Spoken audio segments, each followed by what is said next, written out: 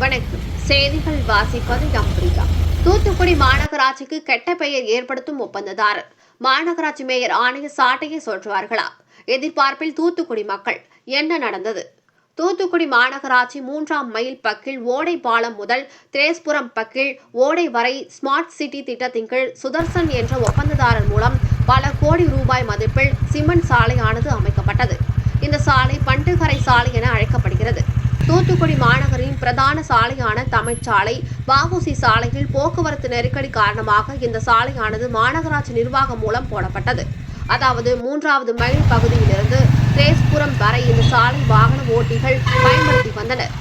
இந்த சாலை அமைக்கப்பட்ட பின்னர் தூத்துக்குடி மாநகரின் பிரதான சாலையான தமிழ்ச்சாலை, வ.உ.சி. சாலைகள் போக்குவரத்து நெருக்கடி குறைந்து காணப்பட்டது. ஆனால் தற்போது இந்த பண்டுகரை சாலையானது சிமெண்ட் பூச்சிகள் பெயர்ந்து வெறும் ஜல்லிக்கற்கள் முழுவதும் வெளியே தெரிந்து குண்டும் குழியுமாக காட்சியளிப்பதால் பொதுமக்கள் கடும் கொந்தளிப்பில் உள்ளனர். மேலும் அந்த சாலையில் வாகன ஓட்டிகள் சென்றால் முதுகு வலி, உடம்பு வலி போன்ற பல்வேறு பிரச்சனைகள் ஏற்படுவது நிச்சயம். போக்குவரத்திற்கு லாய்க்கற்ற நிலையில் இருக்கும் இந்த சாலையை ஒப்பந்ததாரர் கண்டு கொள்ளாததுதான் வேதனையிலும் வேதனை.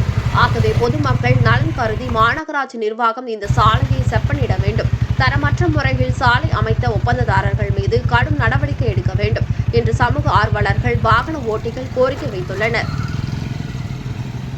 ஆகையால் மாநகராட்சி நிர்வாகம் உடனடியாக ஒப்பந்ததாரர் சுதர்சன் மீது நடவடிக்கை எடுக்கப்பட்டு மாநகராட்சி ஒப்பந்ததாரர் பட்டியலில் இருந்து அவரது பெயரை நீக்கம் செய்ய வேண்டும். அதுபோல வரும் காலத்தில் இதுபோல தமிழக அரசுக்கும் மாநகராட்சி நிர்வாகத்திற்கும் அவப்பெயர் ஏற்படும் வகைகள் மாநகராட்சியில் ஒப்பந்த பணியை செய்யும் ஒப்பந்ததாரரை உடனடியாக வரும் காலங்களில் எந்த ஒரு பணியும் செய்ய அனுமதிக்க கூடாது. ஒப்பந்ததாரர் பட்டியலில் இருந்து அவருடைய பெயரை நீக்கம் செய்ய வேண்டும் என்பதுதான் கோரிக்கையாகவே உள்ளது. நன்றி.